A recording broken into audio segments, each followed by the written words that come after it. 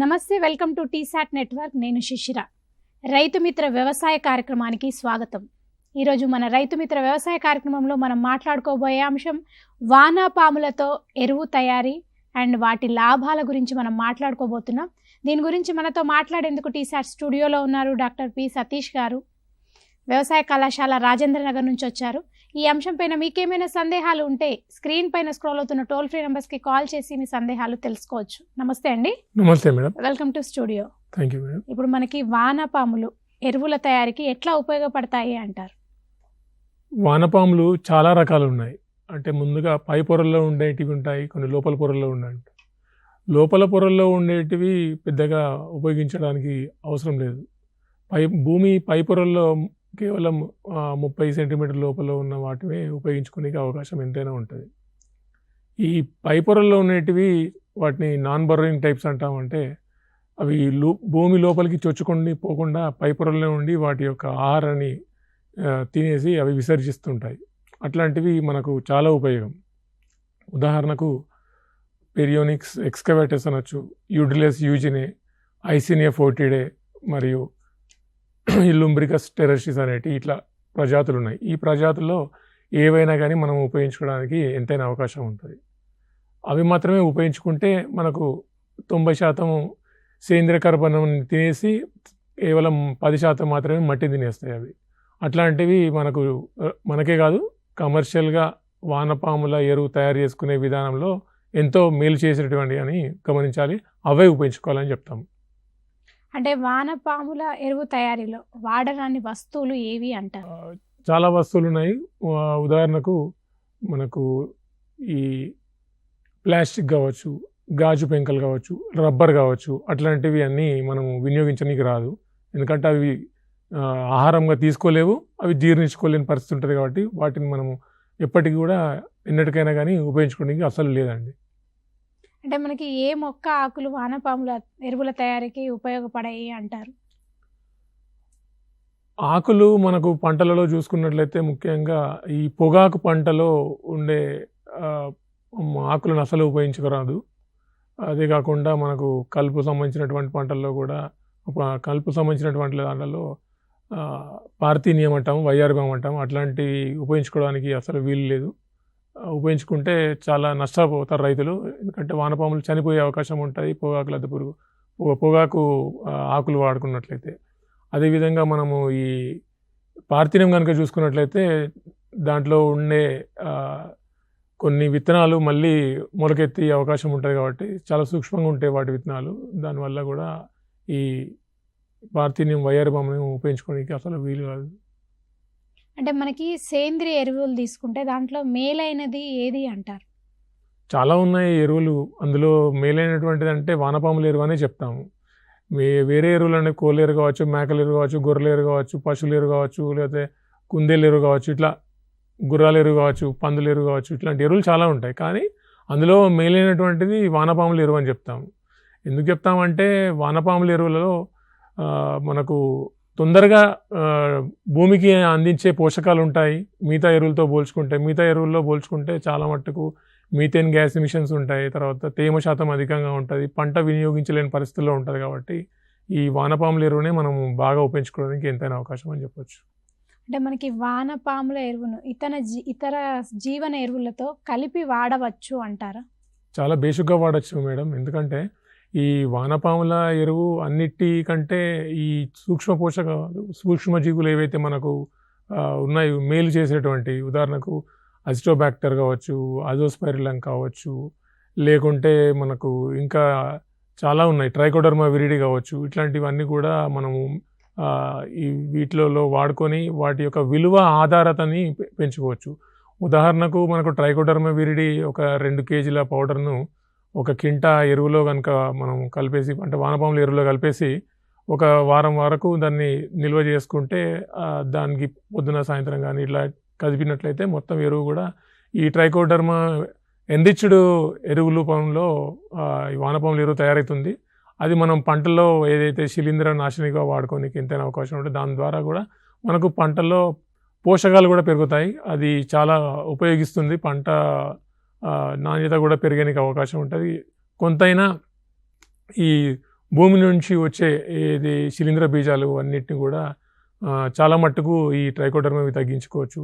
అదే కొన్ని రకాల మనం అజోస్పైరిలం అట్లాంటివి చూసుకున్నట్లయితే నత్రజని శాతాన్ని పెరుగుతుంది, మనకు తొందరగా పంటకు అందుబాటులోకి తీసుకొచ్చే అవకాశం ఎంతైనా ఉంటుంది అజోస్పైరిలం ద్వారా. అయితే అట్లా కొన్ని మనం వాడుకోనికి ఉపయోగించడానికి ఎంతైనా అవకాశం ఉంటుంది. ఇప్పుడు మనకి ఈ వర్మీ బెడ్లపై ఉష్ణోగ్రత ఎంతకు మించరాదు అంటారు? సాధారణంగా మనము 35 డిగ్రీల కంటే ఎక్కువ ఉన్నట్లయితే ఈ వానపాములకు చాలా హాని కలిగే అవకాశం ఉంటుంది. అవి ఆ వానపాములు చనిపోతాయి కాబట్టి. సో 30 డిగ్రీల కంటే ఎక్కువ ఉండకుండా చూసుకోవాలి ముఖ్యంగా ప్రధానంగా. ఇంకోటి ఏంటంటే ఈ అట్లాంటి ఉష్ణోగ్రత వచ్చే పరిస్థితి ఉన్నప్పుడు వర్మీ బెడ్ల పైన ఈ తట్టు సంచులు కానీ గోనె సంచులు కానీ వేసి తడుపుకున్నట్లయితే కొంత ఉష్ణోగ్రత తగ్గినట్లయితే, ఇది సాధారణంగా ఎప్పుడు వస్తుందంటే వేసవి కాలంలో ఎక్కువ వచ్చే అవకాశం ఉంటుంది. ఇంకోటి తట్టు సంచులు కప్పడం వల్ల ఏంటంటే కొంచెము ఈ నీడ కలిగే ప్రదేశంలో ఉన్నట్లయితే బాగా వాటి ఉనికిదనం ఎక్కువ ఉంటుంది వానపాములు. ఇంకోటి చీకటి ప్రదేశంలో ఉన్నట్టుగా అనిపిస్తుంటుంది కాబట్టి వానపాములు ఉనికి బాగా ఉంటుంది. ద్వారా తొందరగా మనకు ఎరువు తయారయ్యే అవకాశం కూడా ఉంటుంది. అందుకే ఈ 2 రకాలుగా మనం ఉపయోగించుకునే అవకాశం ఉంటుంది తట్టు సంచులు అనేటివి. ఇప్పుడు మనకి వానపాముల ఎరువు నాణ్యత దేనిపై ఆధారపడి ఉంటుంది అంటారు? మనం వాడే ప్రజాతి ఇందాక చెప్పుకున్నట్లయితే ఆ ప్రజాతులను మనం ఉపయోగించుకోవాలి. అంతేకాకుండా తేమ అసలు మనకు 50% కంటే మించరాదు. అట్లాంటి తేమ కంటే ఎక్కువ ఉన్నట్లయితే దాని నాణ్యత మొత్తం పోతుందని చెప్పొచ్చు. ఇంకోటి మనము వినియోగించుకునే సందర్భంలో వాటిని నిల్వ చేసుకునే సమయంలో ఎప్పుడైనా కానీ అవి ఎండకు నిల్వ చేసుకోరాదు వానపాముల ఎరువును. అంతేకాకుండా కొంత నీడ ప్రదేశంలో కనుక మనం పెట్టుకున్నట్లయితే కూడా ఈ యొక్క నాణ్యత అనేది బాగా ఉండే అవకాశం ఉంటుంది. ఇంకోటి దీంట్లో కొంత ఉదజని సూచిక అని ఉంటుంది. ఆ ఉదజని సూచిక అనేది 7 వరకు ఉండేటట్లు ఉంటే అది మంచి వానపాముల నాణ్యత గల ఎరువు అని చెప్తాము. అంతేకాకుండా కొన్ని పోషకాలు కూడా ఉంటాయి. ఆ పోషకాలు కూడా దాన్ని మెయింటైన్ చేసే పరిస్థితి కూడా, అంటే రూమ్ టెంపరేచర్లో కనుక వేసుకుంటే మనకు బాగా నాణ్యత ఉన్నట్టుగా చెప్పుకోనికి అవకాశం ఉంది. ఇప్పుడు మనకి వానపాముల ఎరువును జల్లించడానికి జల్లెడ పరిమాణం ఎంత ఉండాలి అంటారు?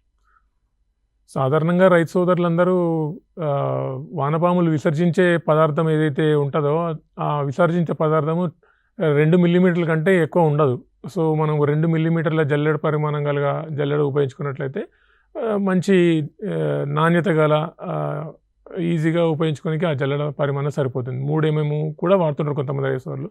2-3 mm కూడా వాడుకోనికి ఎంతైనా అవకాశం ఉందని చెప్పొచ్చు. ఇప్పుడు మనకి వానపాముల ఎరువు నుండి వచ్చే ద్రావణాన్ని ఏమని అంటారు? వానపాముల ఎరువు నుంచి ద్రావణాన్ని మనం వర్మీ వాష్ అని చెప్తాం. వర్మీ వాష్ అనేది దాని నుంచి వచ్చే ఒక మంచి సారమైన అని చెప్పొచ్చు. అంటే వానపాముల స్రావము మరియు వానపాముల ఎరువు యొక్క సారము, ఈ 2 కలయికతో వచ్చిన సారాన్ని మనము వర్మీ వాష్ అనే రూపంలో మనం సేకరించవచ్చు.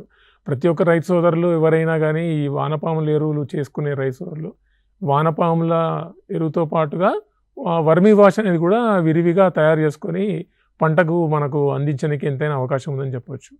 దాని యొక్క డోస్ చూసుకున్నట్లయితే దాదాపు ఒక 5 ml per లీటర్ కనుక పెంచుకున్నట్లయితే చాలా మట్టుకు కొన్ని సందర్భాల్లో బెట్టకు గురైనప్పుడు ఇట్లాంటివి వినియోగించుకోవచ్చు. దాంతోపాటుగా మీకు ఒక 10 మిల్లీలీటర్ల వేప నూనె కలిపి కూడా పిచికారి చేసుకోవచ్చు. దానిలో ఈ 2 అంటే సమతులత మెయింటైన్ చేసుకొని కూడా మనం వినియోగించుకున్నట్లయితే కొంత మనం శిలీంద్ర నాశనం రూపంలో లేకపోతే పురుగు సంబంధించినటువంటి ఏదైతే వచ్చే అవకాశం ఉందో దాన్ని కూడా మనం తగ్గించుకోవడానికి అవకాశం ఉందని చెప్పవచ్చు. ఇప్పుడు మనకి వర్మీ కంపోస్ట్ బెడ్ను వేసుకోవడానికి ఎలాంటి ప్రదేశాన్ని ఎన్నుకోవాలి అంటారు? అంటే ఇప్పుడు రైతు సోదరులు సాధారణంగా ఏం చేస్తుంటారంటే ఈ నీడ ఏదైతే ప్రదేశం అనుకుంటాము, ఉదాహరణకు చెట్టు కింద ప్రదేశం అని చెప్పుకుంటాము. కొన్ని సందర్భాల్లో కొన్ని తాటాకు వేసిన పూరి గుడిసెలో వేసుకోనికి అవకాశం ఉందని చెప్పవచ్చు. కొంత వారి యొక్క పరిస్థితులను బట్టి, అంటే ఎకనామిక్ పరిస్థితులను బట్టి కొంత షెడ్డు రూపంలో వేసుకోవచ్చు. యాస్బెస్టాస్ షీట్ ఉపయోగించుకొని కూడా చేసుకోవచ్చు. కొంత బిల్డింగ్ రూపంలో కూడా చేసుకొని ఏదైతే నేరుగా సూర్యరశ్మి నేరుగా వాన చినుకులు పడలేని ప్రదేశంలో ఎంచుకున్నట్లయితే కూడా మనకు మంచి ఎరువును తయారు చేసుకునే అవకాశం ఉందని చెప్పవచ్చు. అంటే మనకి వానపాముల ఎరువుల తయారీ క్రమంలో ఎన్ని రోజుల ముందు ఆపాల్సి ఉంటుందంటారు? ఈ తేమను చూసుకున్నట్లయితే సాధారణంగా రైతు సోదరులు ఒక 60 రోజులప్పుడు వానపాముల ఎరువు తయారవుతుంది. కానీ 60 రోజుల అప్పుడు మనం తేమను ఆపకూడదు. ఒక 10 రోజుల ముందు అంటే సుమారుగా 50 రోజులప్పుడు తేమను ఆపేసుకుంటే ఈ తేమను వెతుక్కుంటూ వానపాములు లోపలకు పొరలోకి వెళ్ళే అవకాశం ఉంటుంది. అట్లాంటి సందర్భంలో ఈ యొక్క తేమను నిలుపుకున్నప్పుడు మనకు ఈ పైన ఉన్న పొరల్లో ఉన్నది శంఖాకారంలో మనం చేసుకొని దాన్ని జల్లడించుకోవడానికి ఎంతైనా అవకాశం ఉంటుంది. అందుకే 10 రోజుల ముందట ఈ తేమను అనేది ఆపుకోవాలి ఎప్పుడైనా. అంటే మనకి వేస్ట్ డీకంపోజర్ వాడినప్పుడు వానపాములు ఎరువు ఎన్ని రోజుల్లో తయారవుతుంది అంటారు?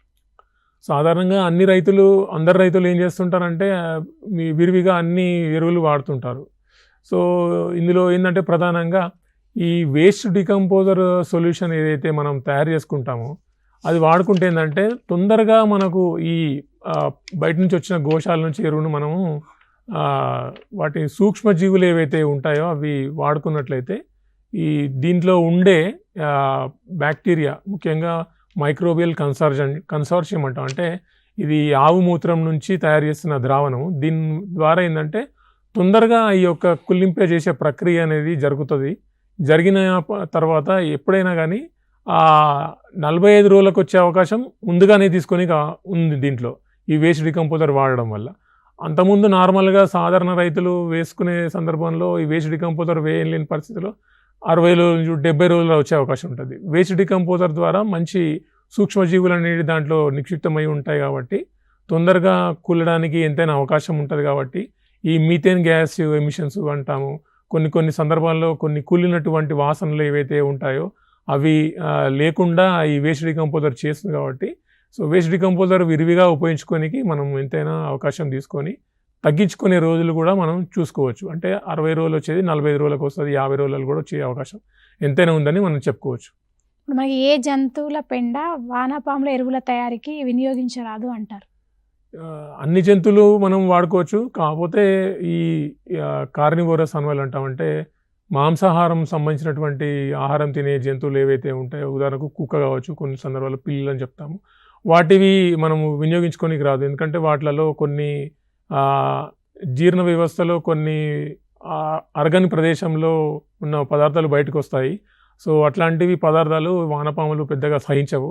అంటే దాంట్లో ఏదైనా కొన్ని సందర్భాల్లో కొన్ని బొక్కలు వచ్చే అవకాశం ఉంటాయి. కాబట్టి అవి మనం ఉపయోగించుకోరాదు. ఎందుకంటే వాటి యొక్క ఉనికి తగ్గిపోతుంది అనమాట. తద్వారా వానపాములు కోసుకొని పోయి కొన్ని సందర్భాల్లో చనిపోయే అవకాశం ఉంటుంది. కాబట్టి ఇట్లా పిల్లి కావచ్చు లేదా కుక్కల ఎరువులు మనం సాధారణంగా వినియోగించడానికి లేదని చెప్పొచ్చు. అంటే మనకి ఏ మొక్క ఆకులు వానపాముల తయారీకి వినియోగించరాదు అంటారు? ఇందాక చూసినట్లయితే మొక్కలలో ప్రధానంగా పొగాకు అని కావచ్చు, లేకపోతే పార్థిన్యము అని చెప్తాము, వైర్బామ్ అని చెప్తాము. కొన్ని సందర్భాలలో కొన్ని చెట్లు ఉంటాయి. ఉదాహరణకు యూకలిప్టస్ అని చెప్తాము. దాంట్లో ఏంటంటే కొన్ని మనకు హాని కలిగించే పదార్థాలు దాంట్లో ఉంటాయి. అంటే టాక్సిక్ సంబంధించినటువంటివి ఉంటాయి. కాబట్టి వానపాములకు అట్లాంటివి మనం వినియోగించడానికి రాదని చెప్పొచ్చు వానపాముల ఎరువు తయారీలో. ఇప్పుడు వానపాముల ఎరువుల నాణ్యత, మార్కెట్ ధర దేనిపై ఎక్కువగా ఆధారపడి ఉంటుంది అంటారు? మార్కెట్ ధర చూసుకున్న వానపాముల నాణ్యత చూసుకున్నట్లయితే రెండు అంటే డైరెక్ట్లీ ప్రపోర్షనల్ అని చెప్తాము. ఎప్పుడైతే ఈ నాణ్యత అనేది అంటే ముఖ్యంగా వానపాముల ఎరువులో ఎట్టి పరిస్థితుల్లో వాసన అనేది రాకుండా చూసుకోవాలి. వాసన ఉన్న ఎరువును వానపాముల ఎరువు అనబడదు. మిగతా ఎరువులన్నీ వాసన వస్తుంటాయి, కానీ వానపాముల ఎరువు అస్సలు కూడా వాసన రాదు.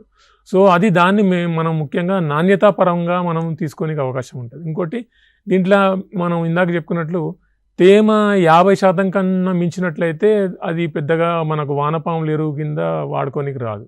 అంటే వానపాముల ఎరువు తేమ శాతం 50% కంటే ఎక్కువ ఉంటే అది వానపాముల ఎరువు కింద మనం తీసుకోనికి చెప్పడానికి రాదని చెప్తాం. ఎందుకంటే ఆ తేమ శాతంలో అన్నీ ఉంటాయి కాబట్టి సూక్ష్మ పోషకాలు ఉంటాయి, తర్వాత కొన్ని యాక్టినో యాసిడ్స్ బ్యాక్టీరియా ఉంటాయి, కొన్ని అమైనో యాసిడ్స్ ఉంటాయి, కొన్ని ఎంజైమ్స్ ఉంటాయి, కొన్ని వైటమిన్స్ ఉంటాయి. ఇట్లాంటి అన్నీ కూడా దాన్ని మించిన నాణ్యత మనము రాకుండా చూస్తాం. 50% కంటే తేమ ఉంటే దాని తేమ అనేది మనం సద్దుమణి చేసుకున్నట్లయితే మనకు ఇవన్నీ కూడా దాంట్లో ఉండే అవకాశం ఉంటుందని చెప్పవచ్చు.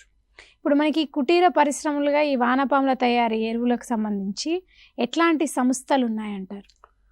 కుటీర పరిశ్రమలో మనం చూసుకున్నట్లయితే నాబార్డ్ సంస్థ వాళ్ళు కొంత వాళ్ళు ఇస్తుంటారు రుణాలు. అంతేకాకుండా నేషనల్ హార్టికల్చర్ మిషన్ వాళ్ళు కూడా కొంత ఈ రుణాలు తీసుకునే అవకాశము మనము రైతులు ఉంది.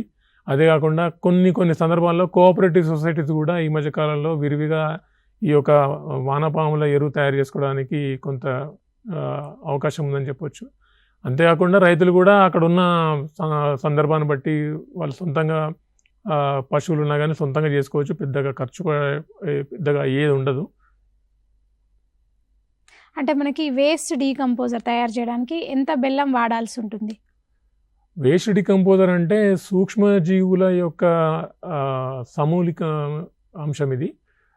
ఇది 2005 సంవత్సరంలో national centre on organic farming వాళ్ళు రిలీజ్ చేశారు. ఈ మనకు ముఖ్యంగా గోవు నుంచి తీసిన మూత్రం నుంచి సేకరించబడినటువంటి సూక్ష్మజీవుల సమ్మిళితమే ఈ యొక్క వేస్ట్ డీకంపోజర్. అది క్యాప్సూల్ రూపంలో దొరుకుతుంది. అది ఒక 50 ml 50 రూపాయలు, 20 ml 50 రూపీస్లో దొరుకుతుంది. మనకు ఆకాభవన్ ద్వారా దొరకవచ్చు, లేదా కొన్ని సందర్భాల్లో ఒరిజినల్ వేస్ట్ డీకంపోజర్ సొల్యూషన్ తీసుకుంటాము. అది 20 ml బాటిల్ ఒక 200 లీటర్స్ ఆఫ్ వాటర్, అంటే 200 లీటర్ల నీటిలో ఇది కలిపేసుకొని ఒక 2 కేజీల బెల్లాన్ని కనుక ఉపయోగించుకున్నట్లయితే ఈ యొక్క వేస్ట్ డీకంపోజర్ని మనం చాలా ఎఫెక్టివ్గా తయారు చేసుకోవచ్చు. అది తయారు చేసుకున్న రావడానికి ఒక వారం పడుతుంది. ఉదయం సాయంత్రం నీడ ప్రదేశంలో డ్రమ్లో కనుక మనం కలిపేసుకుంటే ఈ ద్రావణంలో ఉన్న ఈ 20 ml ఉన్న ద్రావణము 1 వీక్లో ఈ 200 లీటర్లో కలిసిపోయి మొత్తం మల్టిప్లికేషన్ జరుగుతుంది. దాన్ని మనం విరివిగా ఉపయోగించుకోవచ్చు. అంటే బెల్లం అనేది ఒక సబ్స్ట్రేట్ అక్కడ, అది ఉపయోగించుకుంటే మనకు తొందరగా అంటే వారం రోజుల్లో తయారయ్యే అవకాశం ఉంటుంది. ఒక 2 కేజీల బెల్లం అయితే సరిపోతుంది 200 లీటర్ నీటిలో డ్రమ్లోకి అయితే. మనకి వేస్ట్ డీకంపోజర్ ఈ పంట చేలలో ఏ విధంగా వాడవచ్చు అంటారు? వేస్ట్ డీకంపోజర్ అనే సొల్యూషన్ మామూలుగా మనం ఈ యొక్క వర్మి వాష్తో ఉపయోగించుకోవచ్చు. నేరుగా మనకు ఈ యొక్క కాలువల ద్వారా పారించిన పంటలు ఏవైతే ఉంటాయో, ముఖ్యంగా మనకు ప్రధానంగా చూసుకున్నట్లయితే వరి పంట కావచ్చు, కాలువల ద్వారా పారించినట్లయితే కొంత ఈ బ్యాక్టీరియల్ సంబంధించినటువంటి లేకపోతే తెగులు సంబంధించినటువంటివి ఏవైతే సూక్ష్మ జీవులు హాని కలిగించేటివి ఉంటాయి కదా, అవన్నీ మన వేస్ట్ డీకంపోజర్ ద్వారా తగ్గించడానికి ఎంతైనా అవకాశం ఉంటుంది. సో దానికి వర్మి వాష్ కూడా జోడింపి కూడా మనం వాడుకోవచ్చు. తర్వాత మనకు ఇంకా చూసుకున్నట్లయితే వేస్ట్ డీకంపోజర్ ద్వారా వేరే నీమ్ ఆయిల్ కూడా కలిపి కూడా మనం విరివిగా ఉపయోగించుకోనికి ఎంతైనా అవకాశం ఉందని చెప్పవచ్చు. ఇప్పుడు మనకి వానపాముల ఎరువు నుండి వచ్చే ద్రావణాన్ని జనరల్గా ఏమని పిలుస్తూ ఉంటారు? వర్మి వాష్ అని చెప్తుంటాము. వర్మి వాష్ అనేది మనం తయారు చేసుకునే విధానం బట్టి ఉంటుంది.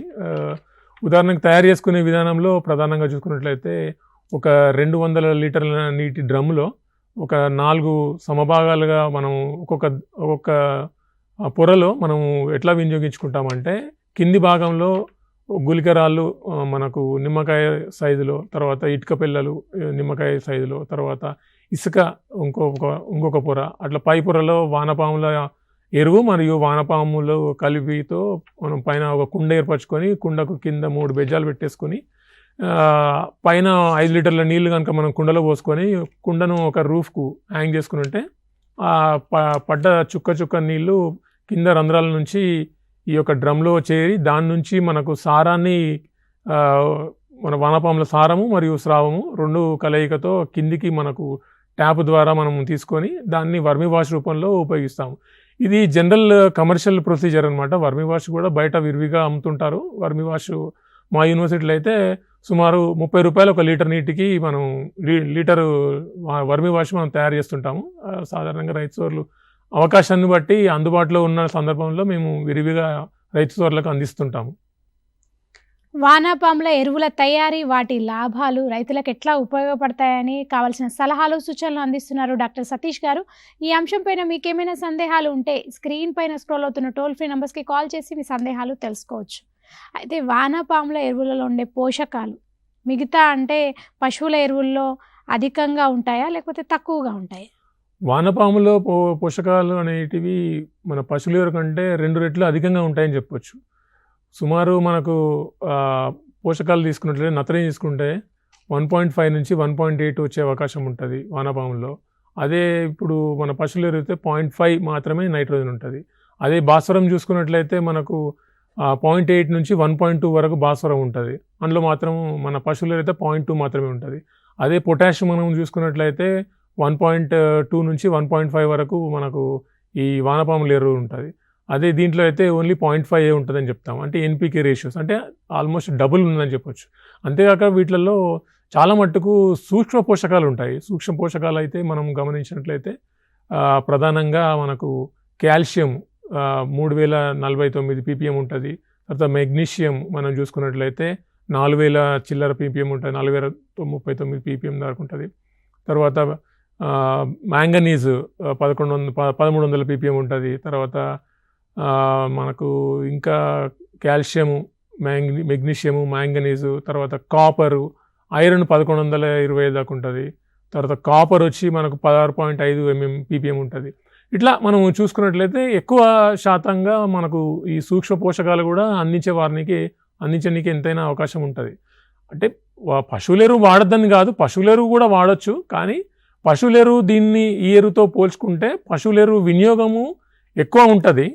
కాకపోతే ఈ వానపాముల ఎరువులు నేరుగా ఉపయోగించుకోవడానికి అవకాశం ఉంటుంది. పశువుల ఎరువును కొన్ని రోజుల వరకు మనము హైబర్నేట్ చేసి దాంట్లో పోషకాలు అనేటివి కొంతవరకు తగ్గుతాయని చెప్పొచ్చు.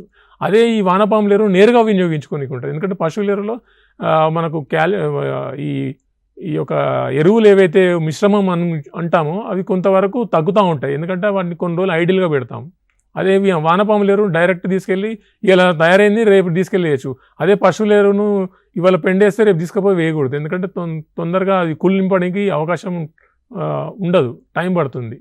అదే వానపాముల ఎరువు డైరెక్ట్ వాడుకోవచ్చు. ఇట్లా చాలా బెనిఫిట్స్ ఉన్నాయి, చాలా ఉపయోగాలు ఉన్నాయని చెప్పుకోనికి అవకాశం ఉందని చెప్పచ్చు. ఇప్పుడు మనకి వానపాములలో ఉండే అమైనో యాసిడ్లు కోళ్ళ ఎరువులు అంటే కోళ్ళకు సంబంధించిన ఎరువులో కూడా ఎక్కువగా ఉంటాయా, తక్కువగా ఉంటాయి అంటారు? వానపాముల ఎరువులని అధికంగా ఉంటాయని చెప్పవచ్చు అమైనో యాసిడ్లు. కానీ ఈ మధ్యకాలంలో ఏం చేస్తున్నారంటే రైస్ సోదరులు కొంతమంది పౌల్ట్రీ ఫామ్స్కి వెళ్ళి ఎరువు తెచ్చుకొని వినియోగిస్తుంటారు. ఆ ఎరువులో సమ్మేళితంగా మనము ఉపయోగించుకున్నట్లంటే దాన్ని కూడా ఒక 45 days లేకపోతే 2 నెలలు వరకు అట్లా హైబర్నేట్ చేస్తే దాంట్లో కూడా కొంత అమోనియా అంటే వేడి ఏదైతే ఉంటుందో అమోనియా తగ్గించుకొని 2 నెలల తర్వాత దానిలో 10% నుంచి 20% వరకు కోళ్ళెరువుని తీసుకొని వానపాముల ఎరువు తయారు చేసుకుంటే కూడా మనకు అమైనో యాసిడ్లు వస్తాయి. కోళ్ళెరువులో ఉన్న అమైనో యాసిడ్లు కూడా దీంట్లోకి వస్తాయి. అదే కాకుండా ఈ వానపాముల ఎరువు తయారీ విధానంలో కొంతవరకు మనము పశువుల ఎరువుతో పాటు కోళ్ళెరువు కూడా వేసుకొని కూడా మనం వినియోగించుకోవచ్చు. కానీ ఎప్పుడైనా కానీ ఇట్లా వినియోగించుకున్న సందర్భంలో వానపాముల ఎరువులోనే ఎక్కువ అమైనో యాసిడ్లు ఉండడానికి అవకాశం ఉంటుంది. ఇందాక చెప్పినట్లుగా యాక్టినోమైసిటిస్ బ్యాక్టీరియా అనేటివి ఈ వానపాముల జీర్ణ వ్యవస్థలో ఈ జీర్ణించే క్రమంలో అవి కూడా బయటికి విసర్జించబడతాయి. సో దాని ద్వారా కూడా కొన్ని వైటమిన్స్, అమైనో యాసిడ్లు, కొన్ని సూక్ష్మ పోషకాలు కూడా రావడానికి ఎంతైనా అవకాశం ఉందని చెప్పొచ్చు. వానపాముల ఎరువులో ఇప్పుడు మనకి కాల్షియం ppm ఎంత ఉంటుంది అంటారు? సుమారుగా 3049 వరకు కాల్షియం అనేది మనకు అందుబాటులో ఉంటుంది. అదే వేరే ఇతరత్ర ఎరువుల్లో ఇంతవరకు అనేది ఉండదు. 3049 ppm అంతవరకు రాదు. కొన్ని సందర్భాల్లో మనకు వేరే ఇనర్ట్ మ్యాటర్ ఉండడం వల్ల తగ్గిపోయే అవకాశం కూడా ఉంటుంది. అది మనం గమనించాలి. అంటే ఎప్పుడైనా కానీ వానపాముల ఎరువు టెస్ట్ చేసిన తర్వాత వినియోగించుకుంటే దాంట్లో సూక్ష్మ పోషకాలు మనం నిర్ధారణ చేసుకొని వాడుకున్నట్లయితే కూడా రైసోర్లు లాభం పొందడానికి ఇంత అవకాశం ఉందని చెప్పొచ్చు. ఇప్పుడు మనకి 42 feet ఉన్న వర్మీ బెడ్పై ఎంత వానపాముల అవసరం ఉంటుంది అంటారు? 42 feet కావచ్చు, 50 feet కావచ్చు. ఒక చదరపు మీటర్ తీసుకున్నట్లయితే సుమారుగా మనకు 2 kg వరకు వానపాములు అవసరం పడతాయి. 42 feet తీసుకుంటే ఇంకా కొంత ఎక్కువ భాగం అంటే ఎన్ని ఎక్కువ వానపాములు కనుక మనం వినియోగించుకున్నట్లయితే అంత తొందరగా మనకు వానపాముల ఎరువు తయారవుతుంది. అంతేకాకుండా ఎంత వానపాములు వినియోగించుకున్నా వాటి యొక్క పునరుత్పత్తి కూడా అదే విధంగా జరుగుతుంది. కాబట్టి మనం సుమారుగా 8 నుంచి 10 kg వానపాములు అయితే సరిపోనికి అవకాశం ఎంతైనా ఉండొచ్చు అని చెప్పొచ్చు. ఇప్పుడు మనకి వానపాముల ఎరువు వాసన బాగా ఉంటుందంటారా, లేకపోతే అంతవరకు ఉండదంటారా? వాసన లేని ఎరువునే వానపాముల ఎరువు అని చెప్పొచ్చు. మిగతా ఎరువులు అన్నీ కూడా వానపాముల ఎరువు కంటే అన్నిట్లో వాసన వచ్చే అవకాశం ఉంటుంది. సో అది మనం గమనించాలి. ఎప్పుడైనా బయట రైసోర్లు వేరే ఎక్కడైనా ప్రదేశంలో మార్కెట్లో లభ్యమైన ఎరువులు ఎప్పుడైనా మనము బయట కొనుక్కున్నప్పుడు ఇది వానపాముల ఎరువు అని మనము చెప్పిన సందర్భంలో రైతులు చాలామంది మోసపోతుంటారు. అలా కాకుండా దాంట్లో ఏంటంటే మొదటి పరీక్ష ఏంటంటే నిర్ధారించేది దాంట్లో ఉదజని సూచిక 7 మాత్రం ఉంటుంది. అది కాఫీ బ్రౌన్ కలర్లో ఉంటుందని చెప్పొచ్చు. అంతేకాకుండా దాంట్లో వాసన లేకుండా ఉండే ఎరువునే వానపాముల ఎరువు అని చెప్తాము. మిగతా ఎరువులు కొంతవరకు వాసన వచ్చే పరిస్థితి ఉంటుంది. అంతేకాకుండా కొన్ని సందర్భాలలో రైతు సోదరులు చూసుకునాలి, అంటే ఎట్లాంటి కలర్ కూడా ఉంటుంది అనేది కూడా తెలుసుకోవాలి. సో దాన్ని బట్టి కూడా మనం నిర్ధారించుకోవచ్చు. అంటే బయట మార్కెట్లో వాసన ఒకటే కాకుండా వేరే కూడా చూసుకోవచ్చు. ఇట్లా మనం నిర్ధారించుకోవచ్చు వానపాముల ఎరువు అని చెప్పి. అయితే ఇప్పుడు మనం వానపాముల తయారీ గురించి మాట్లాడుకుంటున్నాం. అసలు ఒక రైతు వానపాముల తయారీ చేసుకోవాలంటే ఎలాంటి నియమాలు పాటించాల్సి ఉంటుందంటారు? వానపాముల ఎరువు తయారు చేయాలంటే ఒక రైతు సోదరు దగ్గర ఒక పశువు ఉందనుకోండి.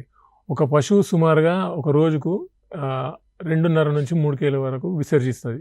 పశువుల పెంట అని చెప్తాము. ఆ పెంట మనం రోజు కనుక పోగు చేసుకుంటే ఒక నెలలో సుమారుగా 90 కేజీలు, 1 క్వింటా వరకు వచ్చే అవకాశం ఉంటుంది.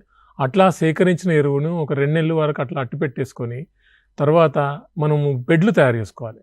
ఈ బెడ్లు తయారు చేసుకునే విధానం ఏమంటారంటే ముఖ్యంగా చూసుకున్నట్లయితే ఒక 10 లీటర్ల ఈ అలుకు తయారు చేసుకోవాలి. అలుకు అంటే ఒక 2 కేజీల పశువుల ఎరువు, అంటే ఆవు సంబంధించినటువంటి పెండను ఒక 10 లీటర్ల బకెట్లో నీళ్ళలో కలిపేసుకొని చల్లుకోవాలి. ఫస్ట్ కింద ఒక ప్రదేశంలో 3 ఫీట్ల విస్తీర్ణంలో, మరియు ఎంత పొడుగులో మనకు ప్రదేశం ఉంటే అంత పొడుగులో మనం వేసుకోవచ్చు. ఇట్లా అలుకు జల్లేసుకొని తర్వాత ఈ గడ్డి సంబంధించినటువంటి కత్తిరించే యంత్రం ఉంటుంది. ఆ యంత్రాన్ని కనుక మనం ఉంచుకున్నట్లయితే వరి గడ్డిని కత్తిరించేసుకొని దానిపైన ఒక 2-3 ఇంచుల వరకు పరచాలి ఈ అలుకు జల్లిన ప్రదేశంలో. దానిపైన ఉదయం కావచ్చు, సాయంత్రం కావచ్చు నీళ్ళను చిలకరించాలి. నీళ్ళను చిలకరించిన తర్వాత అది వారం తర్వాత అది కొంతవరకు కూలిపోయే అవకాశం ఉంటుంది. ఏదైతే మనం గడ్డి పరిచిన దాంట్లో వరి గడ్డి తర్వాత దానిపైన మళ్ళా ఒక 10 లీటర్ల అలుకు చల్లేసుకోవాలి. దానిపైన ఇది పశువుల ఎరువు 2 కేజీలు మరియు 10 లీటర్ల నీళ్ళు కలిపేసుకొని దాని మీద చల్లేసుకోవాలి. తర్వాత మనకు దగ్గర ఉన్న ఎరువు ఏదైతే చెప్పాను ఇందాక, ఒక క్వింటా ఎరువు తయారైంది అనుకున్నాం ఉదాహరణకు, ఆ ఎరువును 2 నెలల వరకు అట్లే పెట్టేసుకొని ఆ ఎరువుని, అంటే పాక్షికంగా కుళ్ళినటువంటి ఎరువును మాత్రమే ఈ వానపాముల ఎరువులో మనం ఖచ్చితంగా వినియోగించుకోవాలి. నేరుగా మనకు అందుబాటులో ఉన్న గోశాలలో నుంచి వచ్చినటువంటి ఎరువును ఎట్టి పరిస్థితుల్లో మనం వాడుకోనికి లేదు. దాన్ని తీసుకెళ్ళి దానిపైన ఒక్కొక్క పొరలు మనం వేసుకోవాలి. ఉదాహరణకు మనకు ఒక రైతు ఒక పశువు ఉందంటే ఆయన దగ్గర కూడా కొంత పంట అవశేషాలు ఉంటాయి. పంట అవశేషాలు అంటే ఉదాహరణకు మనకు తీసుకున్నట్లయితే పెసరు కావచ్చు, మినుములు కావచ్చు, లేకపోతే కందిపొట్టు కావచ్చు, ఈ 3 పంటలు కాకుండా సోయాబీన్ సంబంధించినటువంటి కావచ్చు, లేకపోతే ఈ మొక్కజొన్న కావచ్చు, లేకపోతే జొన్న కావచ్చు, లేకపోతే ఇతరత్ర పంట అవశేషాలు ఏవైనా కానీ మనం ఈ వానపాముల ఎరువులో తయారు చేసుకోవడానికి చాలా మంచిగా వినియోగించే అవకాశం ఉంది. అవి కూడా చిన్న చిన్న కత్తిరింపులు చేపట్టి దాంట్లో మొదటగా మనము చేసుకున్న ఈ బెడ్ పైన అవి కూడా పాక్షికంగా కుళ్ళినటువంటిది మాత్రమే వినియోగించాలి. ఎక్కువ మొక్కలు మనం డైరెక్ట్ తీసుకెళ్ళి వేస్తే కొంచెం చాలా ఇబ్బంది పడతాం. అవి కూడా పాక్షికంగా కుళ్ళాలి. కుళ్ళిన తర్వాత వాటిని తీసుకెళ్ళి దానిపైన పరచాలి ఒక లేయర్. తర్వాత ఇంకొక లేయరు మనకు పశువుల ఎరువు ఏదైతే మనం ఇందాక చెప్పిన కింటా ఎరువు దాని మీద ఒక లేయర్ వేయచ్చు. ఇంకా ఇదే కాకుండా వేరే ఇతరత్ర ఎరువులు ఏవైనా కానీ పాక్షికంగా కుళ్ళినటువంటిది దానిపైన మళ్ళీ ఇంకొక లేయర్ వేసుకోవచ్చు. అట్లా సుమారుగా 1.5 ఎత్తులో వరకు మనం 1.5 ఫీట్ ఎత్తుల వరకు మాత్రమే వినియోగించాలి. అట్లా లేయర్ బై లేయర్ వేసేసి చివరగా మన దగ్గర ఏవైతే వానపాములు ఇందాక చెప్పినటువంటి ప్రజాతివి ఉన్నాయి కదా, సుమారుగా మనకు చెప్పిన 2 నుంచి 10 కేజీల వానపాములు ఒక 40 ఫీట్లు లేకపోతే 7 మీటర్ల ఉన్న వ్యత్యాసం గల, అంటే పొడుగులో ఉన్న బెడ్ పైన మనం వినియోగించడానికి అవకాశం ఉంది. అంతేకాకుండా ఈ వానపాములు ఏ విధంగా ఉన్నాయని చెప్తాను ఇందాక, భూమి పై పొరల నుండి మాత్రమే వినియోగించాలి. అవి ఏం చేస్తాయంటే 90% సేంద్రియ కర్బనం తిని కేవలం 10% మాత్రమే మట్టిని తింటాయి. అట్లాంటి వానపాములే మనం ఎంచుకోవాలి. యూడిలస్ యూజినే కావచ్చు, పెరినియస్ ఎక్స్కవేటస్ కావచ్చు, అట్లా లుంబ్రికస్ టెరస్ట్రిస్ కావచ్చు, అట్లాంటి వానపాములు మాత్రమే, అట్లాంటి ప్రజాతికి చెందినటువంటి వానపాములు మాత్రమే వినియోగించాలి. అట్లా వాటిపైన వేసిన తర్వాత ఇవన్నీ కూడా ఒక చెట్టు నీడ ఉండే ప్రదేశంలో, చెట్టు నీడకి కావచ్చు, లేకుంటే ఒక చిన్న పాక లేకపోతే అట్లాంటిది ఏదైనా యాస్బెస్టాస్ షీట్ సంబంధించినటువంటి ఏదైనా గోడౌన్ లాంటిది వేసుకొని వెంటిలేషన్ ఉండేటట్టు ఉండాలి ముఖ్యంగా. ఎందుకంటే దీంట్లో వెంటిలేషన్ లేకుంటే వానపాములు అనేవి వాటి యొక్క ఉనికి చాటవు. అంటే వాటి యొక్క మల్టిప్లికేషన్ కావచ్చు, లేకపోతే అవి జీర్ణించుకోలేని పరిస్థితి ఉంటాయి. ఇట్లా వెంటిలేషన్ అనేవి ఉండాలి. ఇట్లా మనం పరిచిన తర్వాత దానిపైన మళ్ళీ చివరగా లాస్ట్ పొరగా మనకు ఏదైనా గడ్డి అని లేకపోతే తట్టు సంచులు కానీ ఇట్లాంటివి కప్పేసి అవి రిలీజ్ చేస్తాం, వానపాములు రిలీజ్ చేసి వేసేస్తాం దానిపైన లాస్ట్. వేసిన తర్వాత ప్రతిరోజు ఉదయం కావచ్చు సాయంత్రం కావచ్చు తప్పకుండా నీరు అనేది చిలకరించాలి. నీరు చిలకరించాలి కానీ నీళ్లను డైరెక్ట్ నేరుగా బెడ్ల మీదకి వదలొద్దు. నీళ్ళను చిలకరిస్తూ ఉండాలి ఉదయం కానీ సాయంత్రం కానీ. అంటే ఎందుకు చిలకరిస్తామంటే కేవలము ఈ యొక్క వానపాములు ఏవైతే మనం అనుకుంటామో ఆ వానపాముల యొక్క శ్వాసక్రియ వాటి యొక్క చర్మం ద్వారా చేస్తాయి. మనకు మన హ్యూమన్ బీయింగ్స్ అంటే మనుషులకు ఊపిరితిత్తులు ఉంటాయి శ్వాసక్రియ తీసుకొని, కానీ వానపాములకు ఊపిరితిత్తులు అంటూ ఏముండవు. కేవలం అవి చర్మం ద్వారానే అవి వాటి యొక్క శ్వాసక్రియ తీసుకుంటాయి. కాబట్టి ఆ తేమ శాతం అనేది 50% కంటే మించకుండా ఉండాలి. అంటే 50% వెలుతురు, 50% గాలి ప్రదేశంలో ఉన్న సందర్భం మనం చూసుకోవాలి. తర్వాత షెడ్ను ఆ విధంగా నిర్మించుకోవాలి. ఇట్లా బెడ్ వేసిన తర్వాత పొద్దున కానీ సాయంత్రం కానీ చేస్తాం. తర్వాత వారం కాగానే మళ్ళీ ఒకసారి దాన్ని కిందికి మీదికి తిప్పేసి తట్టు సంచులు తీసి మళ్ళీ నీళ్లు జీలకరిస్తూ ఉండాలి. అట్లా క్రమంగా చేస్తూ ఉంటే మనకు ఈ వానపాముల ఎరువు అనేది ఒక 60 రోజుల్లో ఫస్ట్ సైకిల్ తయారవుతుంది. 60 రోజుల్లో ఎందుకు తయారవుతుందని చెప్పేసి అంటామంటే వాటి యొక్క ఉనికి, అంటే ఇప్పుడు మనం తీసుకున్న ఈ 8 నుంచి 10 కేజీల వానపాములు అని చెప్తాం కదా, వాటిల్లో చాలా మట్టుకు చిన్నవి ఉంటాయి, మధ్యస్థంగా ఉంటాయి, పెద్దవి కూడా ఉంటాయి. ఇవన్నీ కూడా ఏంటంటే అవి 60 రోజులప్పటికి పునరుత్పత్తికి వస్తాయి. ఒక్కొక్క వానపాము మనము గమనించినట్లయితే కక్కున్ రూపంలో వాటి యొక్క చిన్న చిన్న గుడ్లను బయటికి మనకి ఇస్తాయి అన్నమాట. ఈ కక్కున్లు వాటి నుంచి వచ్చిన వానపాములు 60 రోజుల్లో మళ్ళీ అవి పునరుత్పత్తి చెందడానికి అవకాశం ఉంటాయి అన్నమాట.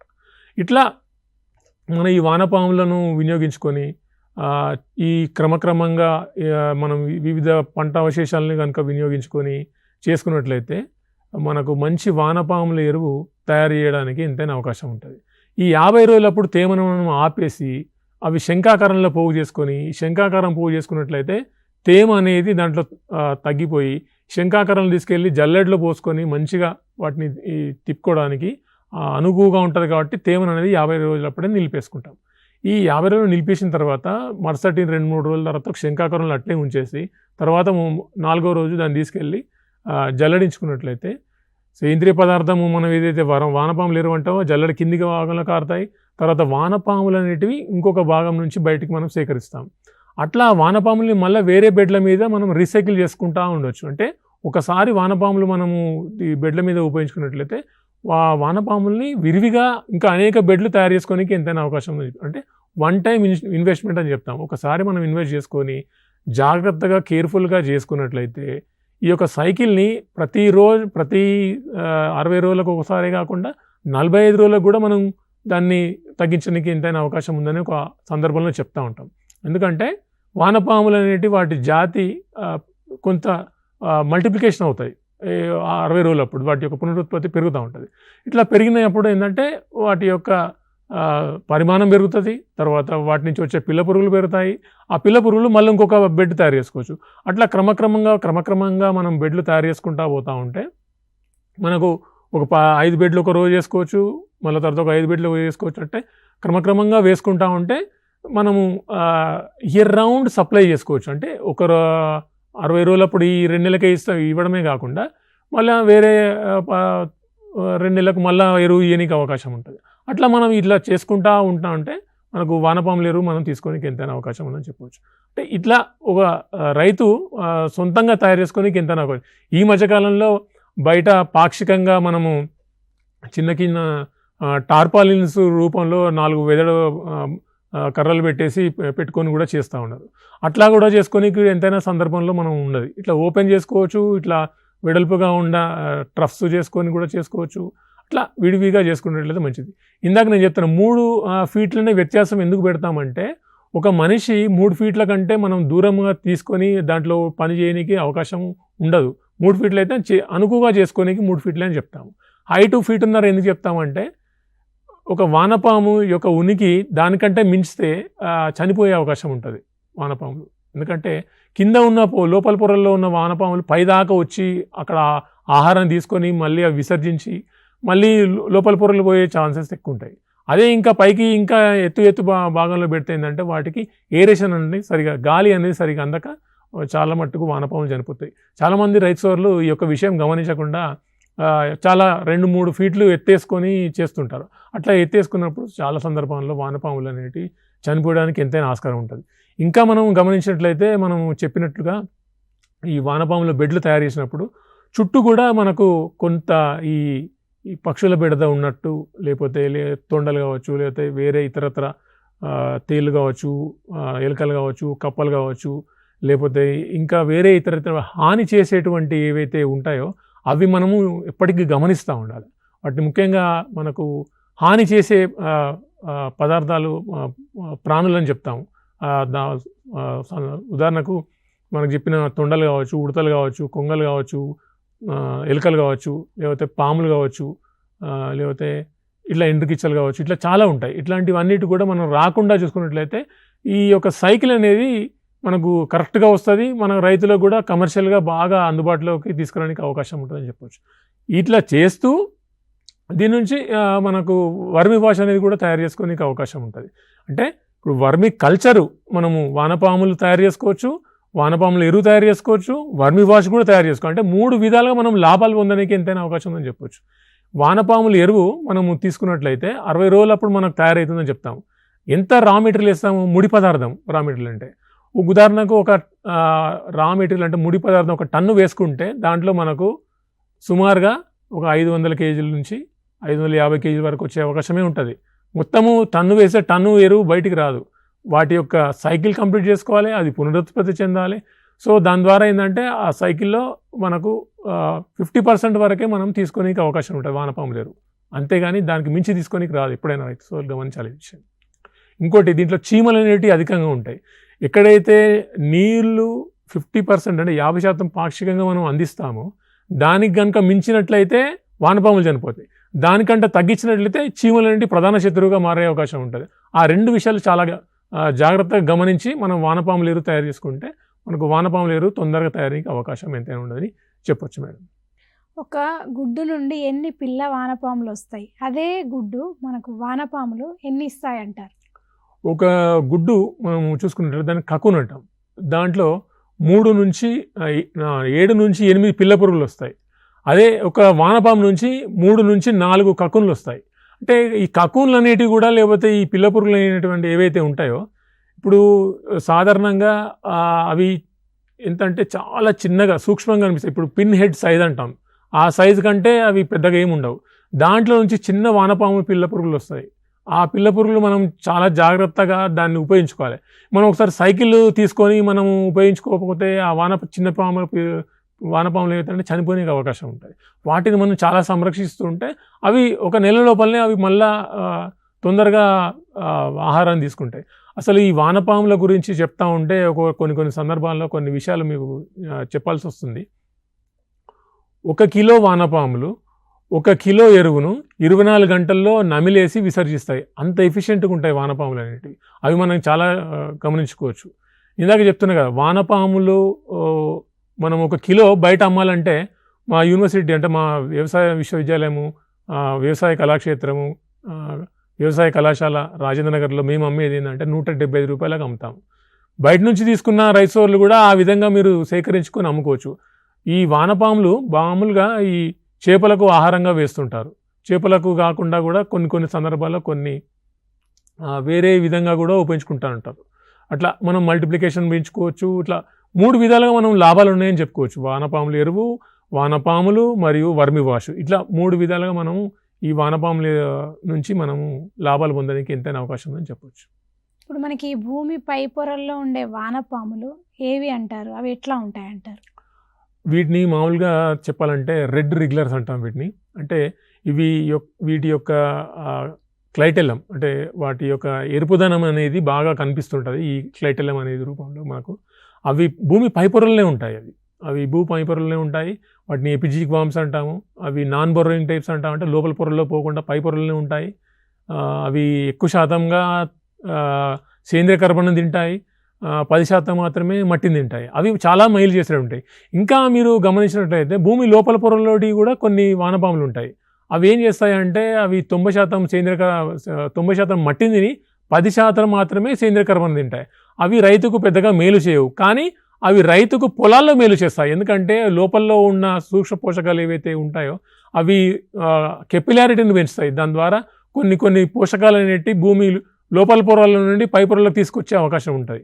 సో అట్లా అవి కమర్షియల్ ప్రొడక్షన్కి ఉపయోగించుకోనికి రాదు, కానీ భూమి పై పొరల్లో ఉన్న వానపాములు మాత్రమే కమర్షియల్ ప్రొడక్షన్కి ఉపయోగించడానికి ఎంతైనా అవకాశం ఉందని చెప్పొచ్చు. మనకి వర్మి కంపోస్ట్ మొదటిసారి తయారు చేయడానికి ఎన్ని రోజులు పడుతుంది అంటారు? మొదటిసారి తయారు చేసుకున్నప్పుడైతే మనకు అన్నీ కరెక్ట్గా ఉంటే ఒక 65 నుంచి 60 రోజుల్లో కంప్లీట్ చేసుకోనికి అవకాశం ఉంది. కానీ అది కొన్ని సందర్భాల్లో ఒక వారం అటు కావచ్చు ఇటు కావచ్చు.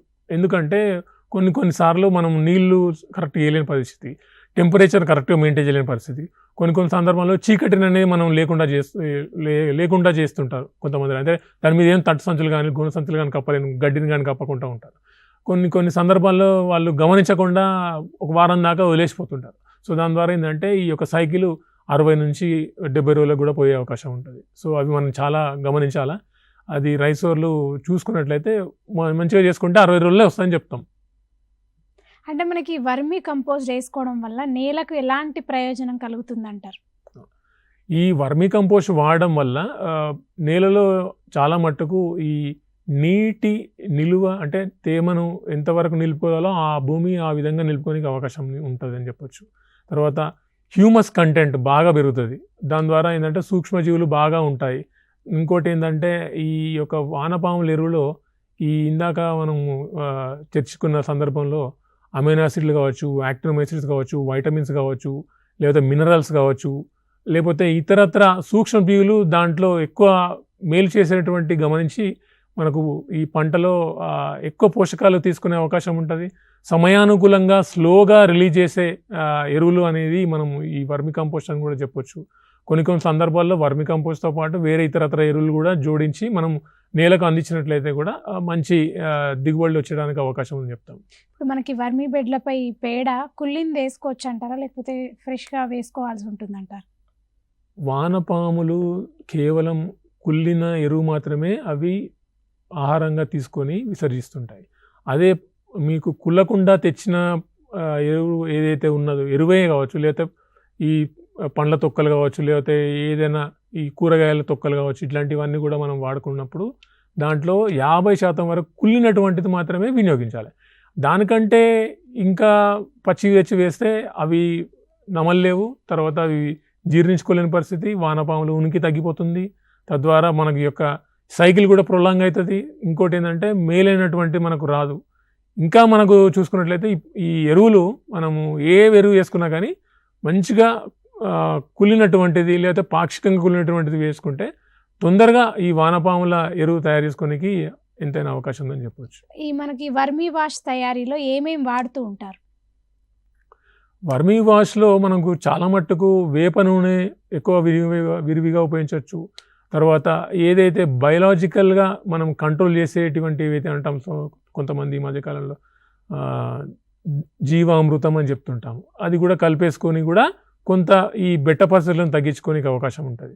అయితే కొన్ని సందర్భాల్లో రైసోర్లు మనము ఇంట్లో పూల కుండీలు ఉన్నాయనుకోండి, ఈ పూల కుండీల్లో పూలు చిన్నగా ఉన్నాయి, ఉదాహరణకు రోజ్ పూలే కావచ్చు, లేకపోతే జాస్మిన్ పూలే కావచ్చు, లేకపోతే మల్లె మొగ్గలు అని చెప్తుంటాం, అట్లాంటి చిన్న సైజులో ఉన్నప్పుడు ఈ వర్మీ వాష్ కనుక వినియోగించినట్టే 10 రోజులలో దాని యొక్క కెపాసిటీ ఏందో మీకు కనబడుతుంది. అంటే మంచి నాణ్యత గల పూలు మనం తీసుకోవచ్చు, మంచి వాసన గల పూలు కూడా వచ్చే అవకాశం ఉంటుంది. అంటే ఈ వర్మీ వాష్ మనం 5 ml/లీటర్ కనుక వాడుకున్నట్లయితే.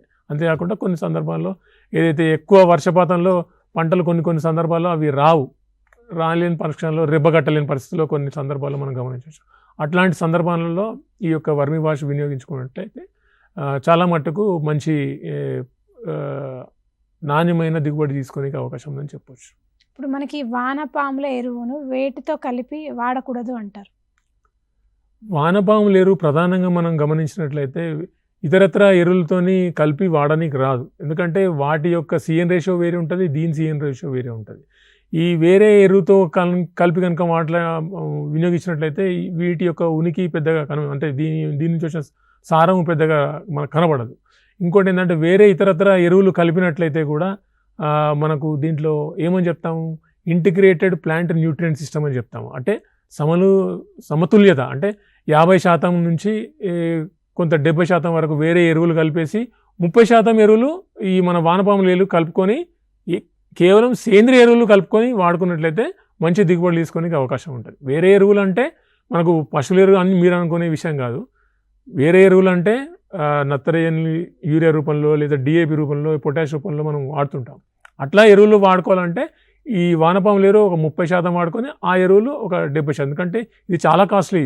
ఇప్పుడు మా వానపాముల ఎరువు మా వ్యవసాయ కళాక్షేత్రం దగ్గర నుంచి అందుబాటులోకి ఇవ్వాలంటే ₹9 ఒక కేజీ. ఒక టన్ను కొనాలంటే ₹9,000 అవుతుంది. సో అది గమనించి మనము అన్ని వేరే ఇతరత్ర ఎరువును కొంచెం వాడుకున్నట్లయితే బాగుంటుందని చెప్పవచ్చు. మనకి వర్మీ కంపోస్ట్ ఉదజన సూచిక ఎంత అంటారు? సాధారణంగా మనం అన్ని ఉదజన సూచికలు చూసుకున్నట్లయితే సాల్ట్ వాటర్ అవన్నీ చూస్తుంటాము. కానీ ఇందులో ఏంటంటే సుమారుగా 7 నుంచి 7.2 ఉదజన సూచిక. అంటే మామూలుగా pH మీటర్ పెట్టే చూసుకున్నట్లయితే సింపుల్గా తెలిసిపోతుంది. అది మనము ఎక్కడైనా బయట రైతు సోదరులు మోసపోకుండా అంటే సింపుల్గా చిన్న టెస్ట్ మన దగ్గర red litmus paper, blue litmus paper అని ఉంటాయి. అవి పెట్టేసుకొని చెక్ చేసుకున్నా కానీ అది ఆ సూచిక మనకు చెప్తుంది అనమాట. ఇది వానపాముల ఎరువు నుంచే వచ్చింది, దీని యొక్క ఉదజన సూచిక 7 అని చెప్పి నిర్ధారించుకోవచ్చు. అది మనం బయట మార్కెట్లో కూడా కొనుక్కోనికి ఎంతైనా అవకాశం ఉంటుంది చెప్పచ్చు. వరి పంటకు ఉపయోగించే వర్మీ కంపోస్ట్ మోతాదు ఎంతవరకు ఉండాలి అంటారు? వర్మీ కంపోస్ట్ మోతాదు పంటను బట్టి ఉంటుంది.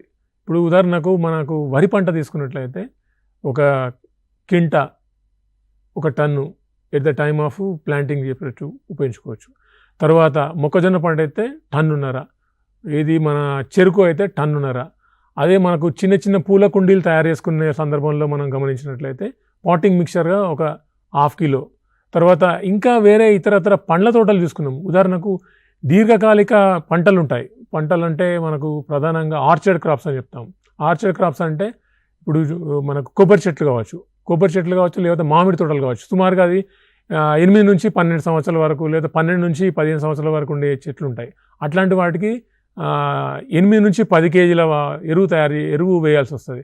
అదే కొన్ని సందర్భాల్లో జామ, లేకపోతే మనకు బత్తాయి, లేకపోతే ఈ దానిమ్మ, అట్లాంటి వాటికి ఒక 5 కిలోలు సరిపోతాయి, 2 నుంచి 5 కిలోలు సరిపోతాయి. ఇంకోటి వయసును బట్టి, ఇప్పుడు ఒక జామ తోట 5 సంవత్సరాలు ఉందనుకోండి, అది 2 దఫాల్లో మనము అప్లై చేసుకోవచ్చు.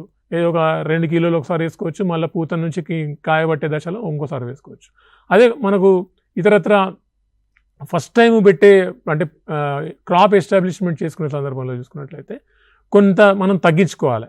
అంటే ఇప్పుడు 2 కేజీలు పాటింగ్ మిక్చరు మనము ఉపయోగించుకొని వేరే పండ్ల తోటలు పెట్టుకోనికి అవకాశం ఉంటుంది. అదే మీరు చిన్న చిన్న పూల కుండీలు అయితే 500 గ్రాములు ప్రతి 6 నెలలకు ఒకసారి మనం దాంట్లో ఉన్న పాటింగ్ మిక్చర్ తీసేసి వాడుకోనికి ఎంతైనా అవకాశం అని చెప్పొచ్చు. ఇప్పుడు వానపాముల ఎరువుల్ని దీర్ఘకాలంగా నిల్వ ఉంచుకోవాలి అంటే ఎలాంటి ప్రదేశం ఉండాలి అంటారు? వానపాముల ఎరువును మనం దీర్ఘకాలంగా ఉపయోగించుకోవాలంటే వాటికి టెంపరేచర్ 25 డిగ్రీ సెంటిగ్రేడ్ కంటే ఉన్న ప్రదేశం కంటే మించకూడదు. ఇంకోటి ఏంటంటే నేరుగా దాని మీద సూర్యరశ్మి అనేది పడకుండా చూసుకోవాలి. ఇంకోటి ఏంటంటే నేరుగా వాన నీటి దాని మీద పడకుండా చూసుకోవాలి.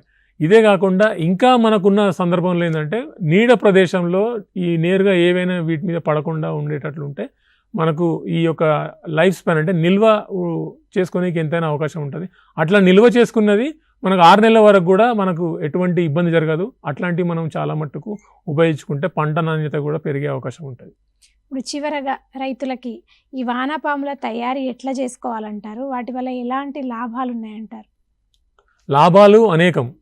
చేసుకోవడం చాలా సులువు, కొంచెం శ్రమించాలి రైతు సోదరులు. ఈ యొక్క సందర్భంలో మనం చెప్పాల్సిన విషయం ఏంటంటే చివరగా రైతులు వాటి యొక్క పశువులు ఉన్నట్లయితే ఖచ్చితంగా వానపాముల ఎరువు ఇందాక చెప్పినట్లు తయారు చేసుకోవచ్చు. ఒక విషయం. తర్వాత ఇక పంటలు చూసుకున్నట్లయితే మనము సాధారణంగా రైతు సోదరులు ఏం చేస్తారంటే ఒక పంట మీదనే ఆధారపడి జీవనం సాగిస్తుంటారు. అట్లా పంట మార్పిడితో దాంతో పాటుగా ఈ వానపాముల ఎరువును కూడా వేరే ఇతరత్ర ఎరువులు కూడా కలిపి మనం వినియోగించినట్లయితే ఈ పంట నాణ్యత పెరుగుతూ మంచి దిగుబడులు ఆశించడానికి ఎంతైనా నికర ఆదాయం పెంచుకోవడానికి అవకాశం ఉందని చెప్పవచ్చు. సొంతంగా తయారు చేసుకున్న రైతు సోదరులు చాలా మట్టుకు నాణ్యమైన పంటను మనం సేకరించడానికి ఎంతైనా అవకాశం ఉందని చెప్పుకోవచ్చు. వానపాములతో ఎరువుల తయారీ, వాటి లాభాలు, రైతులకు సంబంధించిన సలహాలు, సూచనలు అందించారు డాక్టర్ సతీష్ గారు. థ్యాంక్ యూ సో మచ్ అండి. Thank you. ఇది ఇవాళ మన రైతు మిత్ర వ్యవసాయ కార్యక్రమం. తిరిగి వచ్చే వారం మరో కార్యక్రమంలో మళ్ళీ కలుద్దాం. అంతవరకు చూస్తూనే ఉండండి టీసాట్.